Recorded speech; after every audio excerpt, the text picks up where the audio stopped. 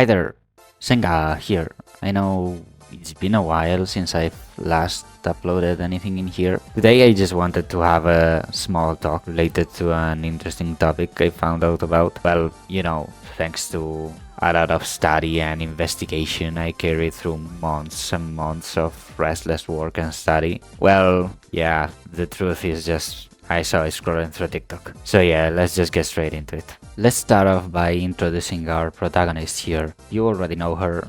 Hatsune Miku was released in 2007 by Krypton Future Media. She's a Vocaloid, a type of voice synthesizer program. And the truth is, she really changed the entire internet spectrum in one way or another.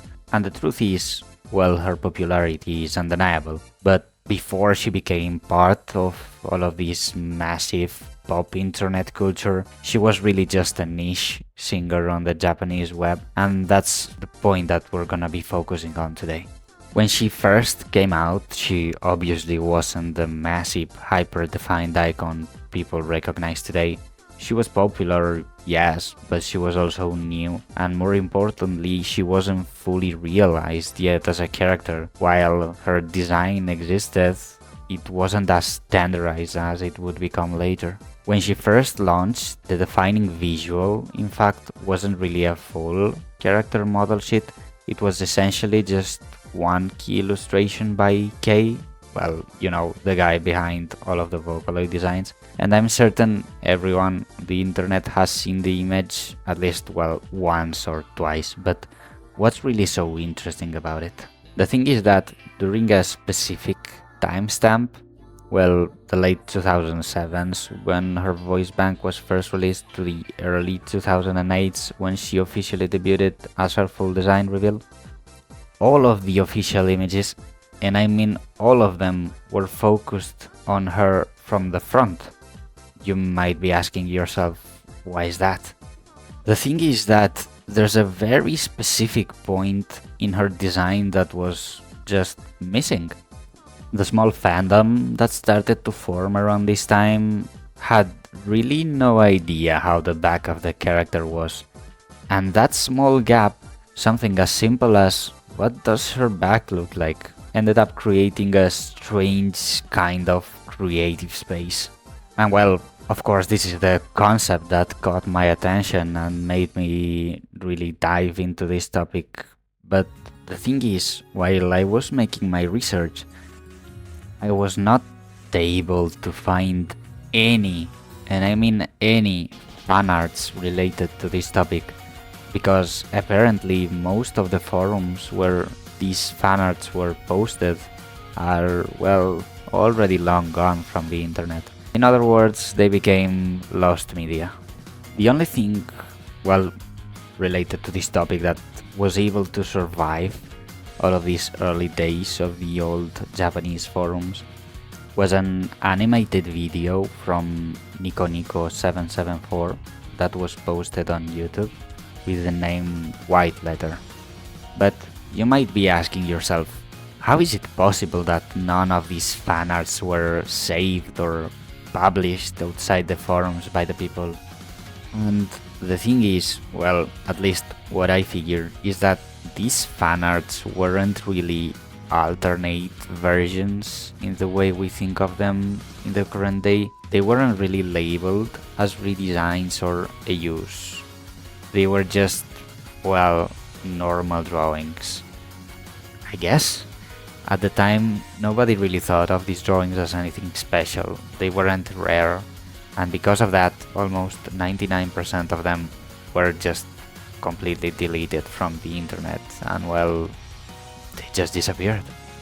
So, well, today we are only left guessing how different artists really filled these gaps in different ways, such as experimenting with the outfit and thinking about small details like how her outfit worked from the back, or even how her accessories were structured. There wasn't yet a fully stabilized official filling version in the public imagination, so it was really just a shared idea being constantly reimagined. And the white letter video from Nico Nico 774 that made it into YouTube almost feels like a survivor from a different place.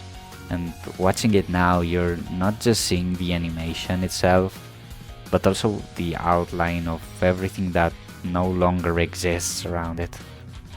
In a way, this song is all of the more important because it lets us see a concept of the character that otherwise would be completely inexistent for us. And all that's left for us is to imagine the conversations happening around it, while asking whether the certain accessory was meant to be tied, clipped, or it was just floating. Because if you don't know how it looks, you're forced to decide yourself. Does it wrap around? Does the fabric connect cleanly? Is her vest open? Is it not? It also slightly changes how we think about the word canon, because today Miku feels extremely defined in a way, you know, blue hair, blue eyes, hiding on your Wi-Fi, blah blah blah, all of that stuff.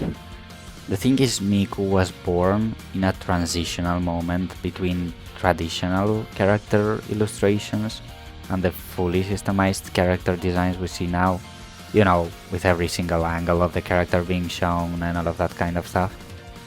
But of course, all of this ambiguity about the character didn't really last forever, as Miku's popularity exploded with her official 3D debut, and of course Krypton Future Media gradually stabilized her image.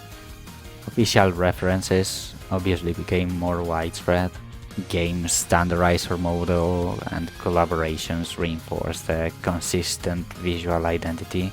But even after all of her popularity, when you see modern fan art of Miku, you can still notice traces of all of this that we've been talking about. Because at the end of the day, artists still reinterpret her outfit. They change structural details or explore alternate styles. The difference is that today it exists alongside a strong official baseline, whereas back then the baseline itself was still being formed. And that's why modern fan art still feels kind of interesting, because even with a strong official baseline, artists continue to pull her design in different directions, just as it was back in the early days. So, in a way, we can say that the early days of these Miku designs, even though they are not directly connected and are inaccessible as of today, are, well, somehow still connected to everything we see related to her today. So when you look back at all of this, what really stands out isn't just the missing fan art or the lost post, is the fact that Hatsune Miku kind of existed in a moment where her design wasn't fully realized yet. She was still being shaped, not only by Krypton, but kind of by everyone who was interacting with her at the time. And even though that era is gone, you can still kind of feel it in how people draw her today, as well artists still push her design around, and it kind of feels like that early freedom of the fandom just stuck around ever since day one. Hey, so if you got to this point of the video, I wanted to thank you, really.